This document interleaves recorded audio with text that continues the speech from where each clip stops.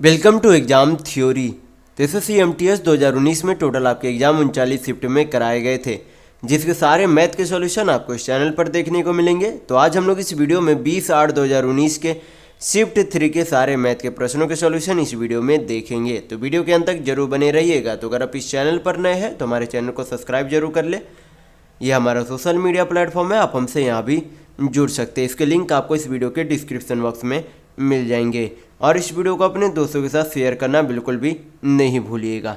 ये जो है टोटल आपके इतनी शिफ्टों में जो है एसएससी एमटीएस 2019 के एग्जाम कराए गए थे, जिसके 2/8/2019 के शिफ्ट 1 से लेकर के आपके 20/8/2019 के शिफ्ट 2 तक के सारे मैथ के प्रश्नों के सॉल्यूशन इस चैनल पर करा दिए गए हैं। तो ये सारे वीडियो आप हमारे चैनल के प्लेलिस्ट में जाकर देख सकते हैं। तो आज हम लोग इस वीडियो में 20/8/2019 के शिफ्ट 3 के सारे मैथ के प्रश्नों के सॉल्यूशन देखेंगे। तो चलिए बढ़ते आज के प्रश्नों की ओर। देखेंगे क्वेश्चन नंबर 1। यहाँ पर क्वेश्चन में दिया गया है कि किसी समान अनुपात के प्रथम, द्वितीय और तृतीय पद जो है 24, 32 और 48 है।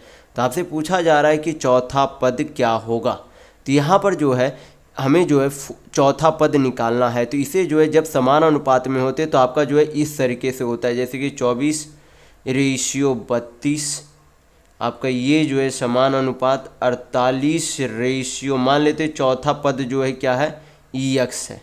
चौथा पद हम लोगों ने क्या मान लिया, यक्स मान लिया। तो यही आपका क्या हो जाता है, समान अनुपात में होता है। इसी को क्या करेंगे हम लोग, हल करेंगे। तो 24/32 को क्या लिख सकते हैं, 24/32। यहाँ पर जो है समान अनुपात बराबर हो जाएगा 48 बटा क्या हो जाएगा आपका, यक्स हो जाएगा। हल कर लेंगे, यक्स का जो वैल्यू आएगा वही क्या होगा, चौथा पद होगा। तो हल कर लेते हैं यहाँ पर से आपका। तो 24 दूनी 48 चला जाएगा, यानी कि x बराबर आपका कितना आ जाएगा, 32 दूनी 64 आएगा। तो x का मान कितना होगा, 64। तो यहाँ पर आपका ऑप्शन नंबर 1 बिल्कुल सही होगा। तो देखेंगे next question, question number 2।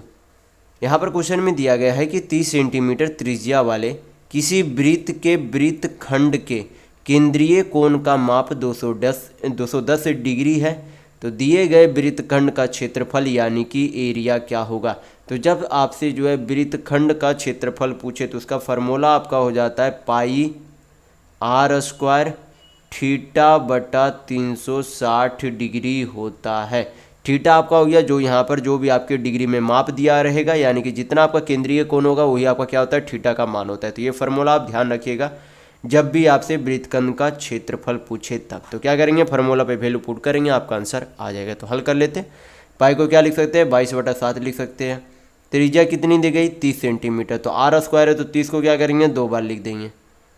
Into theta आपका कितना, यानी कि डिग्री में वैल्यू कितना दिया गया, 210 डिग्री बटा नीचे कितना हो जाएगा, 360 डिग्री। हल कर लेते तो यहाँ पर से 0 आपका चला गया। 7 से काटेंगे तो 7 × 21 आपका, यहाँ पर से 6×5 = 30। तो आपका 6×6 = 36 चला गया। 3 से काटेंगे तो 3 दूनी 6 बार में चला जाएगा। 2 से ये आपका यहाँ पर 11 बार में चला जाएगा। तो आपका यहाँ पर से कितना आ जाएगा, 5 × 15 15 × 11 165 इंटू 0 1 बैठ जाएगा, यानी कि 1650 सेंटीमीटर स्क्वायर क्या हो जाएगा, उस वृत्तखंड का क्षेत्रफल यानी कि एरिया होगा। तो यहाँ पर आपका ऑप्शन नंबर 2 बिल्कुल सही होगा। तो अगर आपको वीडियो पसंद आ रहा है तो लाइक करते जरूर चलिएगा। देखेंगे नेक्स्ट क्वेश्चन, क्वेश्चन नंबर 3। यहाँ पर क्वेश्चन में दिया गया है कि भिन्न 4/9 के अंश तथा हर प्रत्येक में कौन सी संख्या घटाई जाए। यहाँ पर क्या बोला जा रहा है कि घटाई जाए, किसमें, अंश और हर में, जिससे उसके भिन्न जो है क्या हो जाए, 1/6 के बराबर हो जाए। तो इस तरीके के प्रश्न में, इस तरीके का जब भी आपका प्रश्न है तो उसे क्या करें, बाई ऑप्शन बनाने की कोशिश करें। तो यहाँ पर जो है पहले जो है भिन्न कितना दिया गया है, 4/9 दिया गया है। तो अंश और हर में क्या घटा है, तो यहाँ पर जो है क्या करेंगे, शुरुआत से पहले ऑप्शन से शुरू करेंगे। तो पहला ऑप्शन में क्या है, 3 है। तो ऊपर भी यानी कि अंश में न्यूमिनेटर में भी 3 माइनस करेंगे, आपका डिनोमिनेटर में भी 3 माइनस करेंगे, यानी कि हर में भी 3 माइनस करेंगे। तो आपका कितना हो जाएगा, ऊपर हो जाएगा 1, नीचे कितना हो जाएगा, 6 हो जाएगा। तो हमें चाहिए ही कितना था, 1/6 चाहिए था, यानी कि आपका यहाँ पर से ऑप्शन नंबर 1 बिल्कुल सही होगा। क्योंकि पहला ऑप्शन में ही हम लोगों का आंसर आ गया, तो बाकी ऑप्शनों को चेक करने की भी ज़रूरत नहीं है। चेक अगर आपको करके देखना है तो चेक करके देख लीजिएगा। आपका कोई भी जो है ऑप्शन में यहाँ पर, चाहे कि यहाँ पर 2 बैठाएंगे तो भी आपका 1/6 नहीं आएगा, या 5 बैठाएंगे या 7 बैठाएंगे तो आपका 1/6 नहीं आएगा, 3 बैठाने पर आपका 1/6 आएगा। तो आप बाकी ऑप्शन भी चेक करके देख सकते हैं। तो देखेंगे नेक्स्ट क्वेश्चन, देखेंगे क्वेश्चन नंबर 4। यहाँ पर क्वेश्चन में दिया गया है कि उस उपहार पर छूट की दर प्रतिशत क्या है जिसके अंकित मूल्य पर 60 रुपये की कमी के बाद उसका विक्रय मूल्य 420 रुपये है। तो मार्केट प्राइस निकालने के लिए आपको जो है सबसे पहले क्या करना होगा, एसपी प्लस डिस्काउंट करेंगे, यानी कि विक्रय मूल्य प्लस छूट करेंगे। तो विक्रय मूल्य कितना दिया गया है, 420 रुपये, बेचा गया 420 रुपये में, डिस्काउंट यानी कि छूट कितने रुपये का दिया गया, तो 60 रुपये का, यानी कि आपका मार्केट प्राइस कितना है, तो 480 रुपये, कितना है, 480 रुपीज़ है। तो मार्केट प्राइस भी हमें पता है और छूट कितने रुपये का दिया गया था वो भी पता है, तो हम लोग परसेंट यहाँ पर से निकाल सकते हैं। तो छूट कितने का दिया गया था, 60 रुपये का। और छूट हमेशा किस पर दी जाती है, मार्केट प्राइस यानी कि अंकित मूल्य पर दी जाती है। तो अंकित मूल्य कितना है, 480 रुपये। परसेंट में वैल्यू चाहिए तो क्या करेंगे, 100 से गुना करेंगे, हल करेंगे, आपका आंसर आ जाएगा। 60 से काटेंगे 480 को तो कितना बार में चला जाएगा, 8 बार में चला जाएगा। 100 को 8 से भाग करेंगे तो आपका कितना आ जाएगा, 12.5% आपका आंसर आ जाएगा। तो यहाँ पर आपका ऑप्शन नंबर 1 बिल्कुल सही होगा। देखेंगे नेक्स्ट क्वेश्चन, क्वेश्चन नंबर 5। यहाँ पर क्वेश्चन में दिया गया है कि 1 वर्ष पहले किसी गांव की जनसंख्या 72,000 थी। प्रवास के कारण यह जो है 8% प्रति वर्ष की दर से घट जाती है, तो उसकी वर्तमान जनसंख्या कितनी है, ये आपसे पूछा जा रहा है। तो यहाँ पर जो है 1 साल पहले जो है जनसंख्या कितनी थी, 72,000 थी, यानी कि 72,000 थी। और यहाँ पर जो है प्रत्येक साल यानी कि अगले साल में क्या हुआ होगा, 8% की कमी हुई होगी। तो 8% की कमी यानी कि किसी भी गांव की जनसंख्या कितनी रहती है, हमेशा जो है 100% रहती है। तो उसमें जो है क्या हुआ, अगले साल में 8% की कमी हो गई। तो 100% से कितना प्रतिशत हो गई, 92% हो गई। परसेंट हटाएंगे तो नीचे कितना चला जाएगा, 100 चला जाएगा। हल करेंगे तो आपका क्या निकल जाएगा, वर्तमान की जनसंख्या निकल जाएगी, क्योंकि ये जो है 1 साल पहले की जनसंख्या था, उसमें 8% की कमी हुई। तो हल करेंगे तो यहाँ पर से आपका क्या निकल जाएगा, प्रजेंट आपका जनसंख्या निकल जाएगा। तो हल कर लेते, 2 शून्य चला गया यहाँ पर से।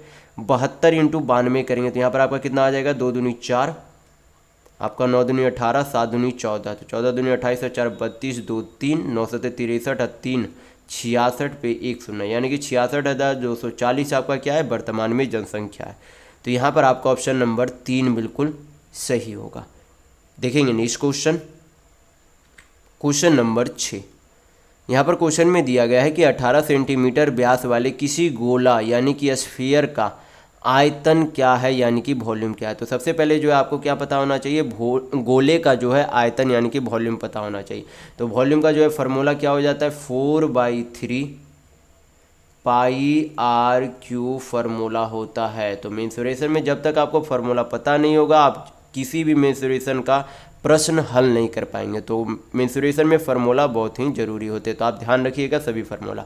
तो क्या करेंगे, फार्मूले पे वैल्यू पुट करेंगे, आपका आंसर आ जाएगा। तो हल कर लेते हैं यहाँ पर से। 4/3 पाई का जो आपका क्वेश्चन में ही बोला गया है कि कितना मान लेना है, 22/7। तो पाई का मान यहाँ पर क्या ले लेंगे, 22/7।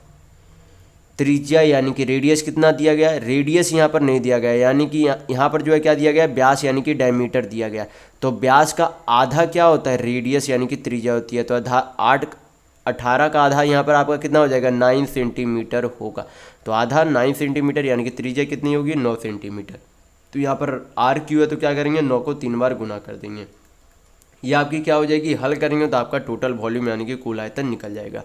तो हल कर लेते, 3 × 9 यहाँ पर से चला जाएगा, गुना करेंगे तो आपका कितना आ जाएगा, यहाँ पर से 9 9 81, 81 आपका कितना हो जाएगा, 243।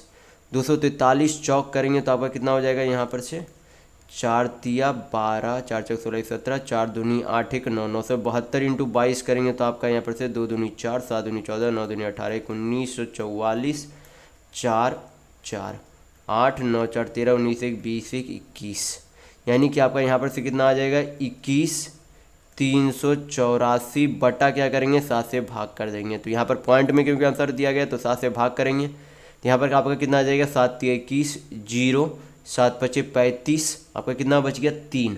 तो यहाँ पर आपका हो जाएगा 7 चौक 28, 7 चौक 28, 6 7 8 56, यानी कि 3054.86 समथिंग आपका आ जाएगा। तो यहाँ पर आपका ऑप्शन नंबर 1 बिल्कुल सही होगा। तो फार्मूला हमेशा ध्यान रखिएगा मेंसुरेशन में। देखेंगे नेक्स्ट क्वेश्चन,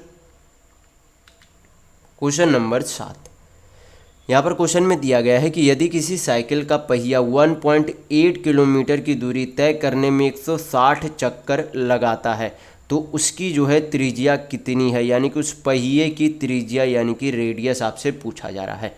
तो यहाँ पर जो है टोटल दूरी को पहले क्या करेंगे, मीटर में चेंज कर लेंगे, यानी कि 1.8 किलोमीटर है तो 1 किलोमीटर में कितना मीटर होता है, तो 1000 मीटर होता है। तो 1.8 को 1000 से गुना करेंगे तो कितना हो जाएगा, 1800 मीटर होगा। यानी कि 1800 मीटर की दूरी जो है 160 चक्कर लगाता है।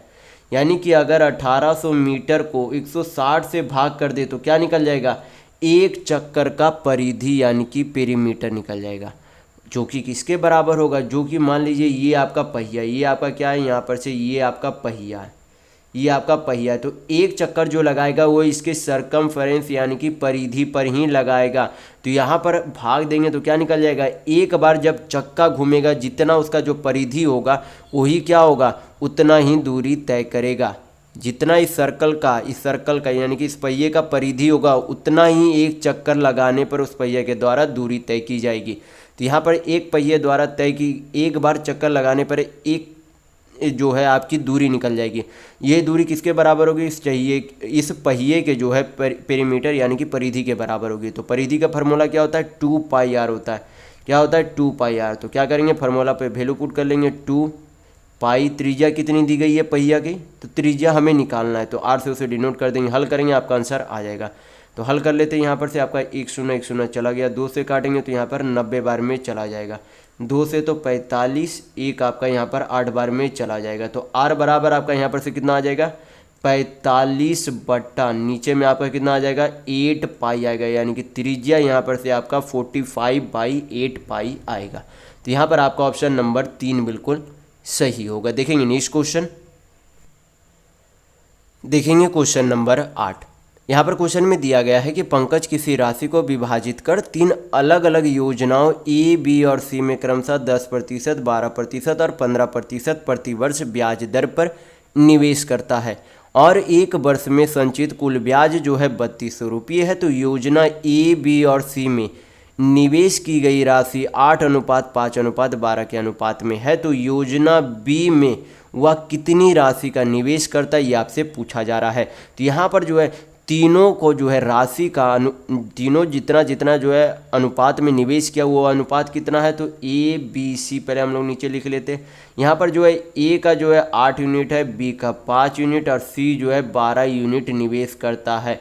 और ए जो है कितना प्रतिशत की दर से निवेश करता है, तो 10% की दर से, बी जो है 12% की दर से निवेश करता है और सी जो है 15% की दर से निवेश करता है। तो यहाँ पर हम लोग क्या निकाल सकते हैं कि ओवरऑल जो है कितना प्रतिशत ब्याज लगता है वो हम लोग यहाँ पर से निकाल सकते हैं, क्योंकि यहाँ पर जो है रुपये में ब्याज दिया गया है। तो अगर हम लोग परसेंट में निकाल ले कि कितना प्रतिशत ओवरऑल ब्याज लगता है कुल रुपये पर यानी कि कुल धनराशि पर, तो हम लोग क्या निकाल सकते हैं, फिर प्रिंसिपल यानी कि मूलधन निकाल सकते हैं कुल है। तो यहाँ पर क्या करेंगे, ओवरऑल पहले परसेंट निकालेंगे। तो कैसे निकालेंगे, यहाँ पर क्या करेंगे 10 × 8 करेंगे तो कितना हो जाएगा 80, प्लस 12 × 5 करेंगे तो कितना हो जाएगा 60 और 15 × 12 करेंगे कितना हो जाएगा 180 बटा जो रेशियो में है उनका क्या करके योग करके भाग दे देंगे। तो आपका कितना आ जाएगा 8 × 5 13 और 12 आपका कितना हो जाएगा 25। यानी कि अगर हल करेंगे तो ये क्या हो जाएगा ओवरऑल परसेंट हो जाएगा। तो हल करेंगे यहाँ पर से आपका कितना आ जाएगा 8 × 6 = 14 यानी कि 140 और 180 आपका कितना हो जाएगा 320/25% होगा। ये जो आपका क्या है सिंपल इंटरेस्ट यानी कि इतना जो आपका क्या है ब्याज है, और ये ब्याज जो है रुपये में कितना है 3200 रुपये के बराबर है। हल करेंगे तो यहाँ पर से 1% का वैल्यू आ जाएगा। तो हल कर लेते 320 से काटेंगे 3200 को तो 10 बार में चला जाएगा। यानी कि 1% का वैल्यू यहाँ पर से आपका कितना आ गया 250 रुपया आ गया। और मैं काफ़ी बार पहले भी वाले वीडियो में बता चुका कि कोई भी मूलधन खुद में 100% होती है। तो अगर 1% का वैल्यू 250 है तो 100% का वैल्यू कितना हो जाएगा 25,000 रुपये होगा। कितना होगा 25,000 रुपये था। यानी कि ए, बी, सी में को जो राशि तीनों में बांटी गई है और टोटल राशि कितनी है 25,000 है। तो हम लोग इसमें से क्या निकाल सकते हैं बी का भाग निकाल सकते हैं। तो टोटल राशि कितनी है 25,000, कितना है 25,000। इसको क्या करेंगे टोटल यूनिट से भाग दे देंगे तो कितना आपका हो जाएगा 25 यूनिट टोटल है। हमें क्या चाहिए बी का वैल्यू चाहिए। तो बी कितना यूनिट है 5 यूनिट है। हल करेंगे आपका आंसर यहाँ पर से इस बी जो है आपका, हाँ आपका कितना है 5 यूनिट है। तो हल कर लेंगे, यहाँ पर आपका कितना आ जाएगा 5 पच्चीस 25। अब 5 से काटेंगे तो कितना बार में चला जाएगा 5000 आपका यहाँ पर से आ जाएगा।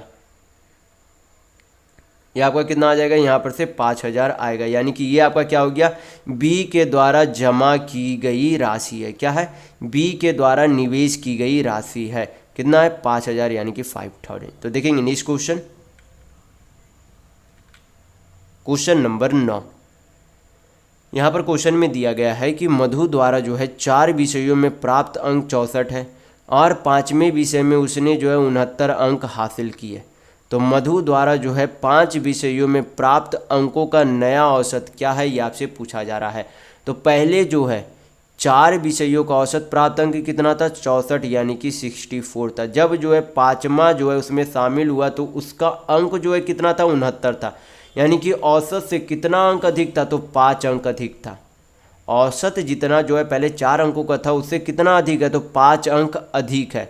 इसका जो है जितना अधिक है उसका क्या करेंगे, औसत निकाल लेंगे। तो पहले 4 विषय थे, अब उसमें एक विषय और शामिल हो गए, तो टोटल कितने हो गए 5 विषय। तो क्या करेंगे 5 अंक को 5 विषय से भाग कर देंगे तो आपका कितना आ जाएगा 1। यानी कि अब क्या होगा, उस 5वें विषय के शामिल होने के कारण उसके औसत में क्या होगी 1 की वृद्धि होगी। क्योंकि यहाँ पर अंक में वृद्धि हुआ तो पूरे औसत में भी क्या होगा, औसत से निकालने पर 1 की औसत में वृद्धि होगी। तो 64 में 1 जोड़ेंगे तो आपका कितना आ जाएगा 65। यानी कि अब नया औसत कितना हो जाएगा 5वें विषय शामिल होने के बाद 65 यानी कि 65 होगा। तो यहाँ पर आपका ऑप्शन नंबर 1 बिल्कुल सही होगा। देखेंगे नेक्स्ट क्वेश्चन, क्वेश्चन नंबर 10। यहाँ पर आपसे पूछा जा रहा है कि यक्स 8 और 27 के निरंतर अनुपात में है, तो यक्स का वैल्यू क्या होगा, ये आपसे पूछा जा रहा है। तो निरंतर अनुपात ये आपका किस तरीके से होगा, निरंतर अनुपात में आपसे इस तरीके से बोला जा रहा है कि यक्स अनुपात 8 इस तरीके से, ये आपका क्या बन रहा है निरंतर अनुपात बन रहा है। तो ये आपका इस तरीके से बनेगा। तो ये जो है मैंने पहले वाले क्वेश्चन में ही बता दिया था कि इसे जो है किस तरीके से हल किया जाता है। तो हल करेंगे हम लोग क्या कर सकते हैं, यक्स रेशियो 8 को x/8 लिख सकते हैं, बराबर 8 बटा इसे क्या लिख सकते हैं 27 लिख सकते हैं। तो यक्स बराबर आपका यहाँ पर से कितना आ जाएगा 88 64 बटा 27 आएगा। तो यक्स का वैल्यू कितना हो गया 64/27। तो यहाँ पर आपका ऑप्शन नंबर 2 बिल्कुल सही होगा। देखेंगे नेक्स्ट क्वेश्चन, क्वेश्चन नंबर 11। यहाँ पर क्वेश्चन में दिया गया है कि किसी IT कंपनी में 44 कर्मचारियों के समूह का औसत वजन 55 यानी कि 55 kg है। यदि किसी नवयुक्ति के वजन को शामिल किया जाए तो औसत वजन 250 ग्राम बढ़ जाता है, यानी कि 250 ग्राम बढ़ जाते हैं। तो आपसे पूछा जा रहा है कि नवयुक्ति का वजन क्या है। तो यहाँ पर जो है देखेंगे कि कुल मिलाकर कितना जो है नए कर्मचारी के आने के कारण जो है कितना कुल वजन बढ़ा। औसतन तो यहाँ पर बोल रहा है कि 250 ग्राम बन रहा है। तो 250 ग्राम का केजी में चेंज करेंगे तो क्या करेंगे 1000 से भाग करेंगे तो अब कितने बार में चला जाएगा 4 बार में चला जाएगा। यानी कि जब नया जो है नवयुवक उसमें शामिल होता है तो 1/4 केजी बढ़ जाता है। टोटल कितने कर्मचारी में से पहले 44 थे, एक और शामिल हुआ तो अब कितने हो गए होंगे 45। यानी कि 45 में औसतन कितना बढ़ गया 1/4 औसतन बढ़ गया। तो पूरा योग निकालने के लिए क्या करेंगे गुना कर देंगे। हल करेंगे तो आपका यहाँ पर से कितना आ जाएगा, यहाँ पर से आपका आ जाएगा 11 चौक 44 यानी कि 11.25 केजी आपका क्या हो गया नवयुवक के कारण आने से इतना केजी बढ़ गया। तो पहले जो है औसतन कितना था 55 था, तो क्या करेंगे 55 में औसतन में जो है कितना बढ़ गया केजी 11.25 केजी बढ़ गया। जोड़ देंगे तो आपका क्या निकल जाएगा नए वाला युवक जो शामिल हुआ IT कंपनी में उसका वजन निकल जाएगा। तो हल कर लेते हैं, यहाँ पर से आपका कितना आ जाएगा 66 यानी कि 66.25 केजी आएगा नए वाले व्यक्ति का। तो यहाँ पर आपका ऑप्शन नंबर 2 बिल्कुल सही होगा। देखेंगे नेक्स्ट क्वेश्चन, क्वेश्चन नंबर 12। ये आपका क्या है ग्राफ का क्वेश्चन है। यहाँ पर जो है ग्राफ में दिया गया है कि नीचे दिए गए वृत्त आरेख अनुराग द्वारा जो है किसी वर्ष में किए गए व्यय के विभिन्न शीर्षों के आंकड़ों को दर्शाता है। तो उसके द्वारा टैक्स पर किए गए व्यय यानी कि खर्च की तुलना में कितने जो है शीर्ष में उससे व्यय कम है। तो टैक्स पर जो है कितना व्यय किया गया टैक्स, ये जो आपका पीला वाला, तो टैक्स आपका पीला वाला जो है कितना 0.15 है। तो इससे कम खर्च जो है कितने जो है अलग अलग चीज़ पर किए गए वो आपसे पूछा जा रहा है। तो 0.15 से कम यहाँ भी है, यहाँ भी है, आपका यहाँ भी कम है, यहाँ भी आपका 0.08 है, यहाँ पे तो 0.28 है, ज़्यादा है 0.29 है, ये आपका ज़्यादा है 0.15 से। तो ये चार को क्या है, इससे यानी कि टैक्स से कम खर्च करते हैं। तो कैसे, कितने ऐसे खर्च है, तो चार ऐसे खर्च है जो कि टैक्स से कम खर्च करते हैं। तो यहाँ पर आपका ऑप्शन नंबर 4 बिल्कुल सही होगा। देखेंगे नेक्स्ट क्वेश्चन, क्वेश्चन नंबर 13। यहाँ पर जो है ग्राफ मैं आपको पहले ही समझा चुका हूँ। तो देखेंगे क्वेश्चन में यहाँ पर से आपका क्वेश्चन है, क्वेश्चन में बोला जा रहा है कि यदि उसकी कुल वार्षिक आय यानी कि टोटल आय जो है उसकी कितनी है, 1,20,000 है, तो आवासन पर, आवासन यानी कि आवासन आपका यहाँ पर से हो जाएगा, क्या हो जाएगा, हाउसिंग हो जाएगा, आवासन आपका हाउसिंग हो जाएगा। तो आवासन पर उसने जो है कितना खर्च किया ये आपसे पूछा जा रहा है, यानी कि 0.28 पर कितना खर्च किया ये आपसे पूछा जा रहा है। तो टोटल जो है उसका आय कितना था, तो 1,20,000 था। कितना था, 1,20,000। और टोटल जो है यहाँ पर खर्च कितना है, जो आय था उसने उसको क्या किया, खर्च किया। तो यहाँ पर जो है बाकी कुछ सेविंग भी किया। तो टोटल जो है यहाँ पर उसके हिसाब से जो है यहाँ पर जो आपका कितना हो जाता है, तो सभी को जोड़ लेंगे, आपका कितना आ जाएगा, 28 दूनी 56, 56 है एक, आपका कितना हो जाएगा 57, 57 और 15, 57 और 3 60 और 12 72, 72 और 10 82, 82 और 9, 82 और 9 आपका हो जाएगा 91, 91 और 10 आपका 101 और 101 यानी कि 1.09 आपका हो जाएगा, जो कि लगभग में इसे, ये जो आपका किस में लिखाएगा, लगभग में लिखाएगा। तो लगभग आपका कितना हो जाएगा, 1 यूनिट मान लीजिए कि खर्चा किया जाता है। उनमें से हाउसिंग पर जो है कितना किया जाता है, तो 0.28 खर्च किया जाता है। तो यहाँ पर क्या करेंगे, पॉइंट हटाएंगे, नीचे कितना चला जाएगा, 100 चला जाएगा। ये जो लिखाएगा आपका अप्रॉक्स में लिखाएगा, पूरा पूरी नहीं लिखाएगा, क्योंकि पूरा पूरी करेंगे तो आपका जो है बहुत लंबा चला जाएगा। तो अप्रॉक्स में हम लोग क्या करेंगे, 1 लिखेंगे। तो यहाँ पर आपका कितना हो जाएगा, 2 शून्य 2 शून्य चला गया। यहाँ पर आपका कितने बार में गुना करेंगे, तो आपका 2 शून्य आपका 12 टी 96, 6 9, 12 दूनी 24 और 9 आपका कितना हो जाएगा 33, यानी कि 33,000 कितना आएगा, 600 आएगा। यानी कि आपका ऑप्शन नंबर 4 बिल्कुल सही होगा। देखेंगे नेक्स्ट क्वेश्चन, क्वेश्चन नंबर 14। यहाँ पर क्वेश्चन में दिया गया है कि 21 साइकिलों की कीमत 20 साइकिलों के विक्रय मूल्य के बराबर है। तो आपसे पूछा जा रहा है कि साइकिल के विक्रय में हानि या लाभ प्रतिशत कितना है। तो यहाँ पर क्या बोला गया कि 21 साइकिल का सीपी जो है 20 साइकिल के एसपी यानी कि विक्रय मूल्य के बराबर है। तो यहाँ पर से क्या निकल जाएगा, एक साइकिल का सीपी और क्रय मूल्य यानी कि क्रय मूल्य और विक्रय मूल्य निकल जाएगा। तो एक साइकिल का सीपी यानी कि क्रय मूल्य कितना है, 20 यूनिट, और विक्रय मूल्य कितना है, 21 यूनिट है। यानी कि 20 का सामान कितने में बेच रहा है, 21 में बेच रहा है। तो लाभ कितने का हो रहा है, 1 यूनिट का। अगर 20 का सामान 21 में बेचेगा तो लाभ 1 यूनिट का होता है, लाभ 1 यूनिट का होगा। लाभ प्रतिशत हमेशा किस पर निकाली जाती है, सीपी यानी कि क्रय मूल्य। तो सीपी कितना है, 20 यूनिट। परसेंट में वैल्यू चाहिए, 100 से गुना करेंगे, हल करेंगे, आपका प्रॉफिट परसेंट आ जाएगा। यहाँ पर कितना हो जाएगा, 20 25 100 यानी कि क्या होगा, 5% का लाभ होगा। यानी कि आपका ऑप्शन नंबर 3 बिल्कुल सही होगा। ये आपका यहाँ पर 5% है, कितना है, 5% लाभ यानी कि प्रॉफिट है। तो ऑप्शन नंबर 3 बिल्कुल सही होगा। देखेंगे नेक्स्ट क्वेश्चन, क्वेश्चन नंबर 15। यहाँ पर क्वेश्चन में दिया गया है कि कोई इनलेट पाइप जो है 2 घंटे में किसी टंकी को भर सकता है, एक आउटलेट पाइप 3 घंटे में पूरी भरी टंकी को जो है खाली कर सकता है। यदि इनलेट और आउटलेट पाइप को एक साथ खोल दिया जाता है तो खाली टंकी कितने समय में भर जाएगी, ये आपसे पूछा जा रहा है। तो यहाँ पर से जो है सबसे पहले बोला गया कि इनलेट जो है 2 घंटे में भर सकता है और आउटलेट जो है 3 घंटे में खाली कर सकता है। तो यहाँ पर क्या करेंगे, 2 और 3 का एलसीएम लेंगे तो कितना आएगा, 6। 6 को 2 से भाग करेंगे तो 3 आएगा, और 6 को 3 से भाग करेंगे तो 2 आएगा। यानी कि इनलेट पाइप है जो है 3 यूनिट क्या कर सकता है, प्रति घंटे जो है भर सकता है, और आउटलेट पाइप जो है क्या कर सकता है, प्रति घंटे 2 यूनिट खाली कर सकता है। तो जब दोनों को एक साथ खोल दिया जाएगा, इनलेट और आउटलेट पाइप को, तो 1 घंटे में कितना भरा जाएगा, 3 यूनिट भरेगा, उसमें से उसी घंटे में 2 यूनिट खाली कर देगा। यानी कि 3 - 2 तो कितना प्रति घंटा भरेगा, 1 यूनिट भरेगा। भरना में कितना, ये जो एलसीएम आता है वही आपका क्या होता है, टोटल वर्क होता है। तो भरना में 6 यूनिट है और भरेगा कितने की कार्य क्षमता से, 1 यूनिट की कार्य क्षमता से। तो समय निकालने के लिए मैंने क्या बताया था पिछले वाले वीडियो में कि टोटल वर्क यानी कि कुल कार्य बटा क्या होता है, कार्य क्षमता होता है।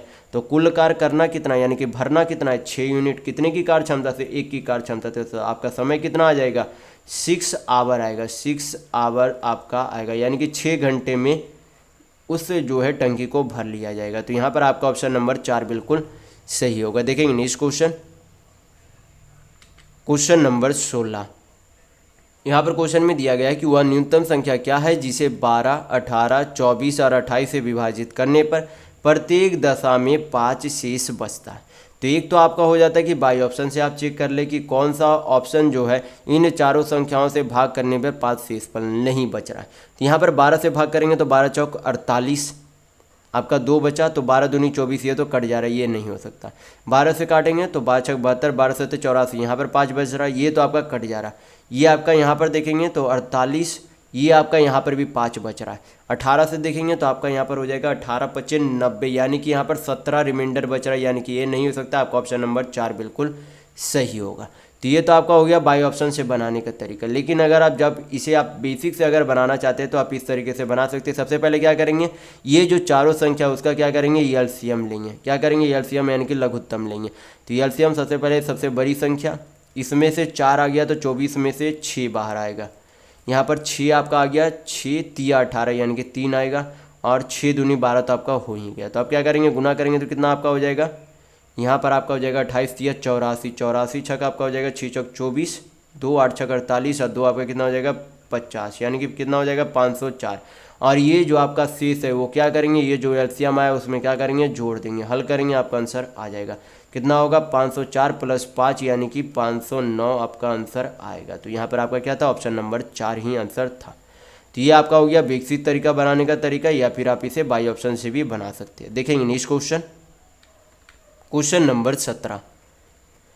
यहाँ पर क्वेश्चन में दिया गया है कि 6 पुरुष किसी सड़क को जो है 14 घंटे में मरम्मत कर सकते हैं। तो आपसे पूछा जा रहा है कि 4 घंटे में सड़क की मरम्मत करने के लिए कितने पुरुष की आवश्यकता होगी। तो मैंने आपको बताया था एक फार्मूला कि टोटल वर्क यानी कि कुल कार्य बराबर मैन इंटू डेज भी होता है, यानी कि आदमियों की संख्या इंटू दिनों की संख्या होती है।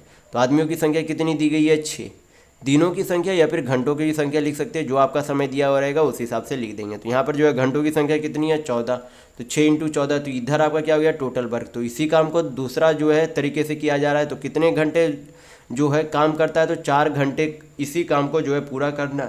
हमें नहीं पता कि कितना आदमी की ज़रूरत है, तो मान लेते हैं x आदमी 4 घंटे में मिलकर पूरा काम कर लेंगे। तो इधर भी क्या हो गया टोटल वर्क, दोनों तरफ कुल कार्य है तो दोनों एक ही कार्य को करते हैं, यानी कि कुल कार्य क्या होगा, बराबर होगा। हल करेंगे, x का जो वैल्यू आएगा वही आंसर होगा।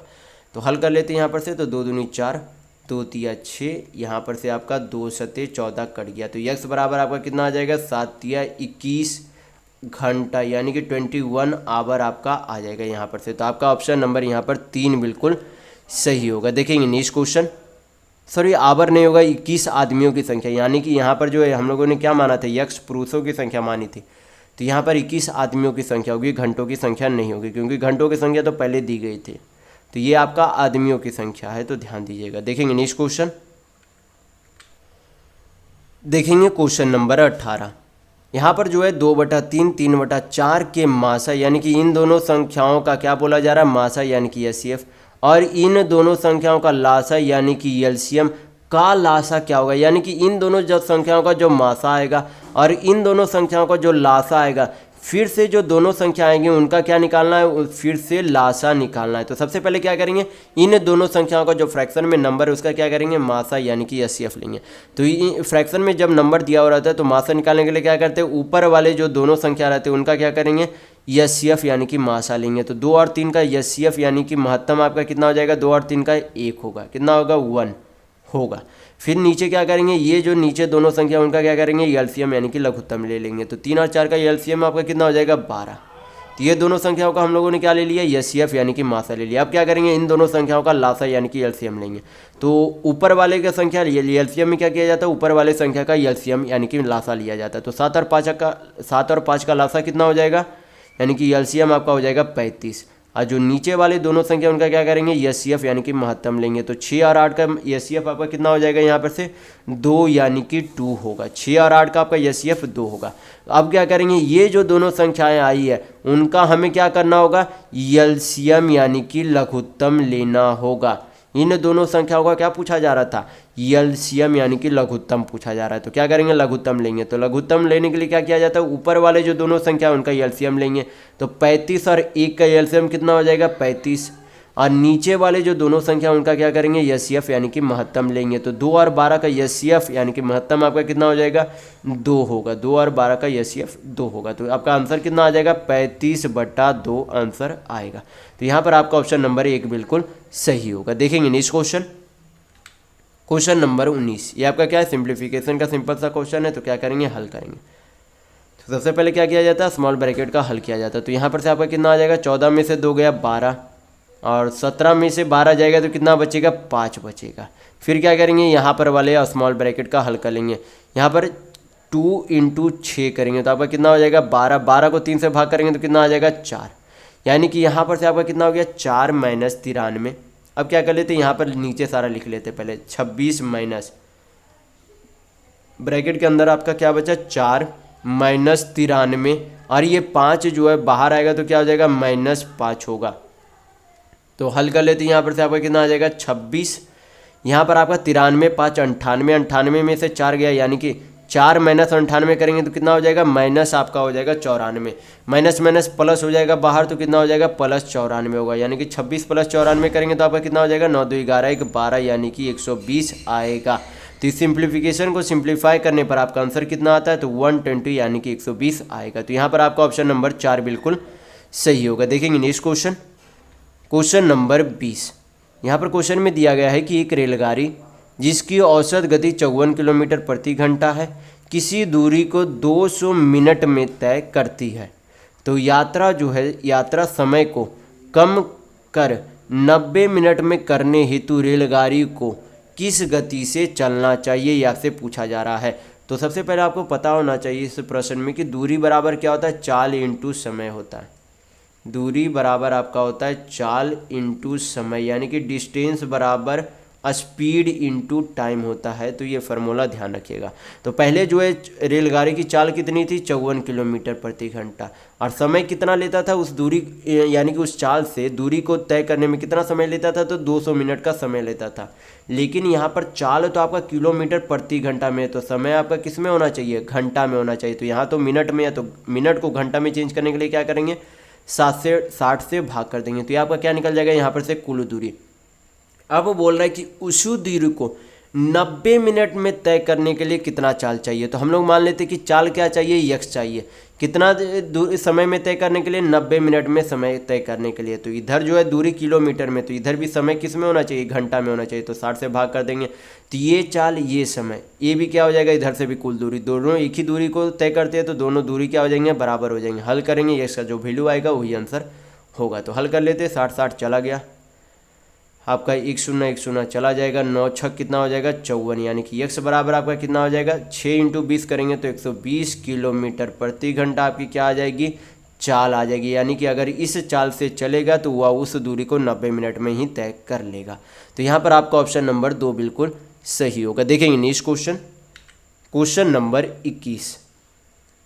यहाँ पर क्वेश्चन में दिया गया है कि किसी आदमी जिसके कार्यालय का समय प्रातःकाल 9 बजे के सायंकाल और 5 बजे के बीच है, तो कार्यालय जो है घंटों का माध्यिका समय जो है क्या है, ये आपसे पूछा जा रहा है।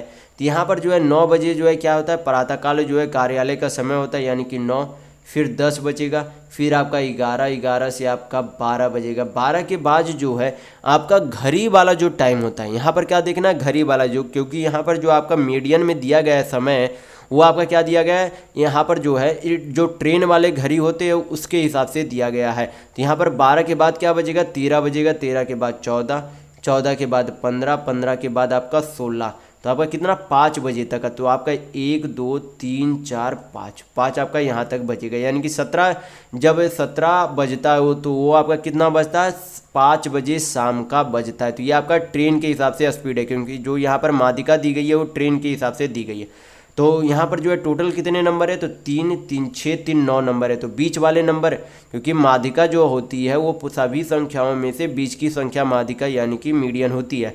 तो मीडियन निकालने का जो है बीच का संख्या, टोटल संख्या 9 है। टोटल संख्या जो है कितने हैं, 9 है। तो बीच की संख्या कौन सी होगी, 5th नंबर की जो संख्या होगी वही क्या होगी, बीच की संख्या होगी। तो यहाँ पर से जो है इधर से 4 संख्या, इधर से 4 संख्या, बीच में कौन सी संख्या आ गई, 13। यानी कि कितने बजे जो है माध्यिका, यानी कि माध्यिका समय होगी तो 13 बजे होगी, यानी कि 13 PM में होगी। कितने बजे, 13 में होगी, यानी कि सॉरी 1 PM में होगी, 1 PM, या फिर बोल सकते हैं 13 बजे होगी। तो यहाँ पर आपका ऑप्शन नंबर 4 बिल्कुल सही होगा। देखेंगे नेक्स्ट क्वेश्चन, क्वेश्चन नंबर 22। यहाँ पर दिया गया है कि दो गोला का आयतन का अनुपात कितना है, 64:125 है। तो उनके पृष्ठीय क्षेत्रफल का अनुपात क्या होगा। तो सबसे पहले जो है गोले का आयतन का फॉर्मूला क्या हो जाता है, 4/3 πr³ होता है। और उसके जो है पृष्ठीय क्षेत्रफल का जो है फार्मूला का वैल्यू क्या होता है, यानी कि फार्मूला क्या होता है, तो इसका फार्मूला हो जाता है 4πr² होता है। तो दोनों फार्मूला ध्यान रखिएगा, ये आपका वॉल्यूम का 4/3 πr³ और ये आपका क्षेत्रफल का होता है। तो यहाँ पर जो है इसके जो आयतन का अनुपात कितना दिया गया, 64:125 दिया गया। यानी कि दोनों में जो है जैसे कि इस तरीके से जो है 4/3 पाई, इसे क्या मान लेते हैं कि पहले वाले गोले की त्रिज्या का क्यू है, इसलिए हम लोगों ने R1 मान लिया। दूसरे वाले का भी जो आयतन 4/3 पाई R2 मान लेते हैं। तो 4/3 पाई 4/3 पाई तो पहले ही कट जाएगा। अनुपात में वैल्यू कितना दिया गया, 64/125 दिया गया है। तो R³ है, तो इधर से होल क्यू उधर जाएगा तो क्या बन जाएगा, अंडर रूट बन जाएगा। तो 64 जो है किसका क्यूब रूट होता है, इधर आपका R1/R2 आएगा, यानी कि 64 जो है किसका क्यूब रूट होता है, तो 4 का 125 5 का क्यूब रूट होता है। तो ये आपका क्या आ गया, त्रिज्या 4 आ गई R1 की और R2 की 5 आ गए। तो दोनों जब इसका क्षेत्रफल भी निकाला जाएगा तो दोनों जब रेशियो में चेंज करेंगे तो दोनों में 4 पाई तो आएगा ही आएगा, यानी कि दोनों क्या हो जाएंगे, पहले ही कॉमन रहेंगे तो कट जाएंगे। यानी कि जो त्रिज्या का स्क्वायर का अनुपात होगा वही क्या होगा, उसके क्षेत्रफल का अनुपात होगा। तो पहले वाली जो है गोले की त्रिज्या कितनी थी, तो 4 थी, तो उसका स्क्वायर करेंगे तो कितना हो जाएगा, 4 × 16 अनुपात दूसरे वाले की 5 थी, तो 5 का स्क्वायर करेंगे तो कितना हो जाएगा, 25, यानी कि फ्रैक्शन में वैल्यू कितना हो जाएगा, 16/25, यानी कि 16/25 होगा। तो यहाँ पर आपका ऑप्शन नंबर 3 बिल्कुल सही होगा। देखेंगे नेक्स्ट क्वेश्चन, क्वेश्चन नंबर 23। यहाँ पर क्वेश्चन में दिया गया है कि 20 मानों का औसत यानी कि एवरेज 27 है। यदि प्रत्येक मान में 3 से गुना किया जाता है तो नया औसत क्या होगा, ये आपसे पूछा जा रहा है। तो जब आपके सभी संख्याओं में 3 से गुना किया जाएगा तो उसके औसत में भी क्या हो जाएगा, 3 से गुना हो जाएगा। अगर आपसे बोला जाता अगर यहाँ पर से आपसे कि प्रत्येक संख्या में 3 प्लस किया जाता, अगर यहाँ पर से गुना की जगह अगर आपसे ये बोला जाता है कि प्रत्येक संख्या में 3 प्लस किया जाएगा तो उसके औसत में भी क्या होता, 3 प्लस होता। लेकिन यहाँ पर बोला जा रहा है कि प्रत्येक संख्या में 3 गुना किया जाएगा तो औसत में भी क्या होगा, 3 गुना होगा। माइनस बोलता तो औसत में भी माइनस हो जाता। जिस तरीके से बोला जाएगा उस तरीके से औसत में भी परिवर्तन आएगा। तो यहाँ पर आपका औसत अब नया औसत कितना हो जाएगा, 27 या 81 यानी कि 81 होगा। तो यहाँ पर से आपका ऑप्शन नंबर 1 बिल्कुल सही होगा। देखेंगे नेक्स्ट क्वेश्चन, क्वेश्चन नंबर 24। यहाँ पर क्वेश्चन में दिया गया है कि अभय ने कार जो है 30% की हानि पर बेच दी। यदि उसने उसे 950 रुपये अधिक में बेचा होता तो उसे 8% यानी कि 8% का लाभ प्राप्त होता। तो आपसे पूछा जा रहा है कि उस वस्तु का लागत मूल्य यानी कि CP कितना है। तो यहाँ पर जो है सबसे पहले जो है 30% की जगह अगर 8% के लाभ पर बेचता तो इसे क्या करेंगे, ये जो रुपया दिया गया वो इन दोनों परसेंट के योगफल के बराबर है। क्या है, ये जो आपका रुपया यहाँ पर दिया गया इन दोनों परसेंट के योगफल के बराबर है। तो 30 और 8 कितना हो जाएगा, 38%, और 38% बराबर कितना है, 950 रुपये के बराबर है।